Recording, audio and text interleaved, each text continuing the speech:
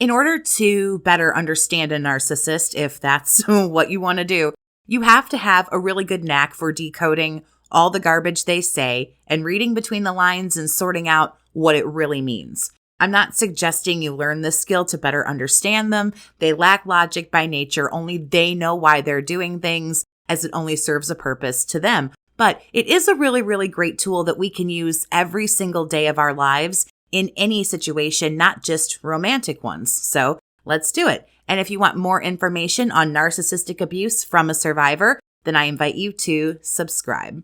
I want to give you some really common, super narky phrases. I kind of want to decode them and go into an explanation on what manipulation trick they're using to run these certain games with these things they say to you. Trust me, there's going to be an overlap. There's only so many tricks and tools they have, and a lot of them just kind of mesh together. So here we go.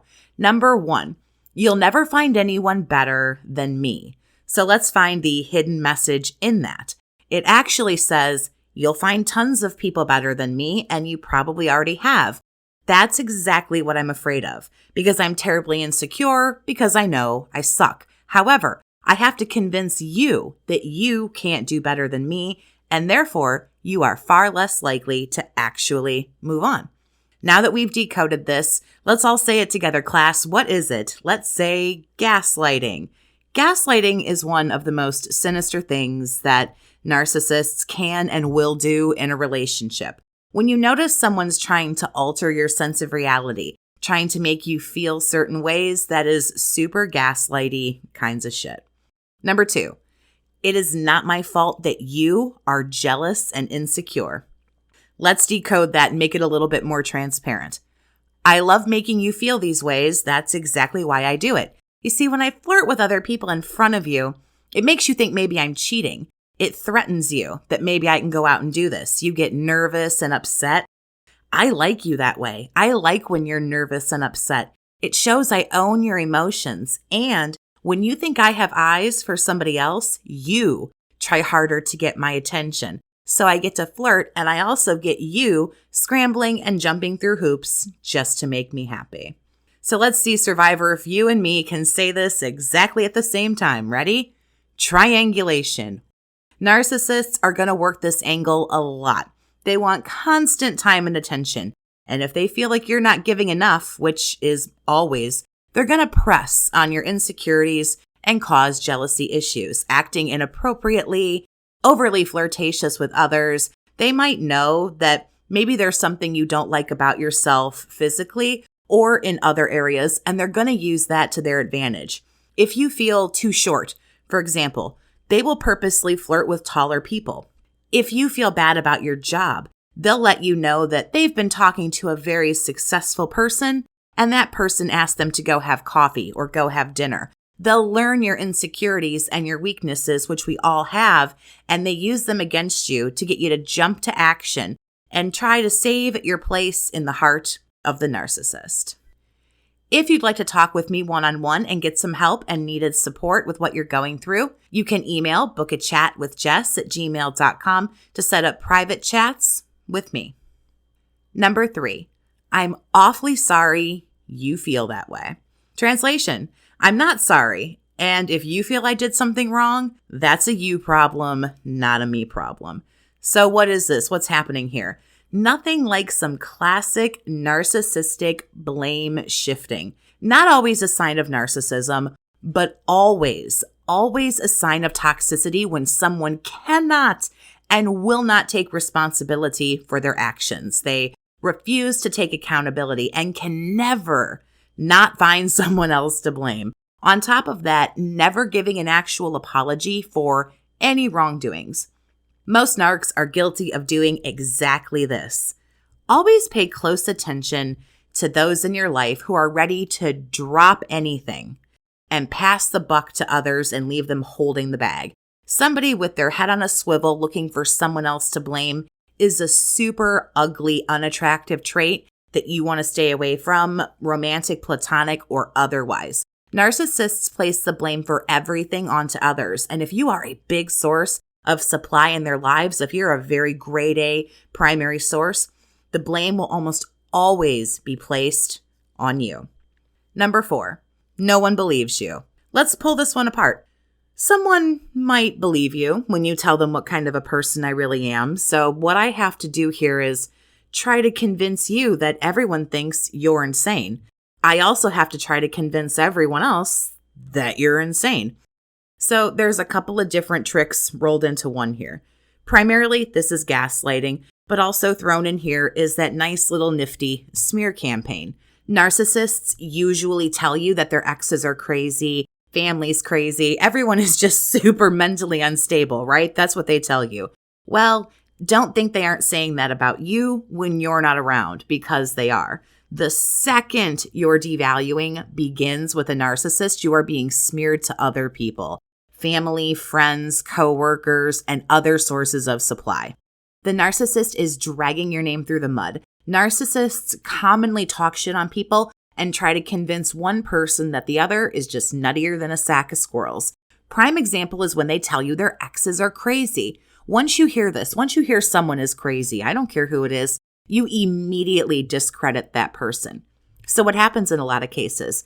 Well, sometimes old supply reaches out to new supply. Maybe you've even done it yourself. You try to warn this new person, hey, listen, this is not a good situation for you to be in. But old supply isn't believed. The new supply has already been gaslighted and brainwashed, warned, and groomed to believe the ex is crazy. They're crazy, they're jealous, they can't get over me. And therefore, when this happens, nobody believes you. Narcissists do this so they can easily bounce and jump around to different people effortlessly. It helps them keep that clean-looking reputation they so desperately have to keep. They're not bad. They just always seem to find the crazy. A super big red flag to be on the lookout for. When someone tells you, I'm a nice person, but I just always seem to find the crazy. Please pay attention when you're talking to people, especially about their exes. If someone tells you, like I say, they always find the crazy people, they don't. They find nice people and convince others that those people are crazy. I also picked up a fabulous quote a while ago that said, narcissists cause sane people to do crazy shit. And it's absolutely true. Number 5, I love you. Ooh, this one hurts, but let's go ahead and tear it apart. I don't love you. I don't love you because I don't love me. I do, however, love what you provide for me. The time, attention, sex, money, a place to live, how kind you are, the things you buy me, how much you give to me. I love all of that because that's how I measure my relationships. And you're only actually as good as what you do for me. And also, words are easy, so I'll just keep saying empty words and never backing them up. Let's see how quick I can get you to fall for me. So very clearly what's happening here is love bombing. Love bombing is where it all starts, really. I could go on and on about love bombing. I won't. I have videos on it if you want to check those out, and on many other topics as well. But right here is what we have to pick up on and avoid these situations in the future. Again, this is all for platonic, romantic, whatever. Even if you're saying, Jess, I'm not looking to date right now. I'm not ready for another relationship. That's fine. People who are in platonic relationships with you can attempt to love bomb you. Your friends, your family, your coworkers, whatever, they can love bomb you. It's just not a romantic love bombing. All narcs work the same. Love bomb or idealization is something you might want to say in non-romantic cases, but idealization or love bombing, devalue, discard, and then subsequently, most of them do end up hoovering. So even if you're sitting here like none of this applies to me, I'm not looking for anybody, it does. This is where we're just spotting that toxicity and reading between the lines. So pay attention to someone just moving too fast. Again, in a friendship or relationship or otherwise, we get hooked on these feelings. And I've heard it a million times. People tell me that, they'll never find love like this again. They'll never be able to find somebody who just matched what they got in love bombing. Good. You don't want it. As hooked as you are on that feeling, it's not love. Love, real love, builds slowly over time. Real love is not fast and fleeting and furious. That's lust or desperation or not looking before you leap. That is not real love. Real love develops slowly over time. Nobody knows within 30 days if they love you or not, and vice versa. That's just the way it is. Number 6, you're so sensitive. Oof, a little comment like that actually means so much because it goes so much deeper. So let's do that. You clearly don't like the way I'm talking to you, and you shouldn't because it's awful. But this bothers me. You're fighting back. You're calling me out. You're not letting me push you around and bully you. I don't like how you're acting right now because you're not allowing me to do what I want. So I'm going to start saying really mean shit like this to make you think that you are the problem. This is gaslighting, but there's also clear minimization of how you feel and what you're dealing with. It's also denial to a certain degree. They don't want to take responsibility for treating you like shit, so they convince themselves they're not. I've literally said to people before, I don't appreciate how you're treating me. And they've said something to the effect of, oh, be quiet, I treat you just fine. What are you talking about? They're dodging accountability. They're rationalizing their own behavior because they know it's wrong. So they have to minimize me to make me think, oh, maybe I am just being overly sensitive. Maybe I am making a big deal out of nothing. Be very careful when someone pokes fun at you for being too sensitive or too emotional. You normally want to step back and self-reflect and say maybe it is you. But also I think you should look at the source of where all of that is coming from. There are a number of other common phrases that we can decode, things like you have trust issues. That's a really common thing that narcs bring up. Lines like, I don't know what your exes did to you. I don't know why you have trust issues and don't trust me, but that's on you. Things like that. What I want to say about that one, when it comes to trust issues, a lot of people do have trust issues. And when someone hurts us, we do need to give the next person in our life a clean slate as they've done nothing wrong. However, when someone is throwing your issues like that back in your face, that's not correct. Narcissists love to learn your insecurities and throw them back at you. This is behavior to be on the lookout for, which I already spoke about earlier in the video. If someone knows you have trust issues, they should be more considerate of how you feel. This used to happen to me in my relationship when I would get anxiety about things.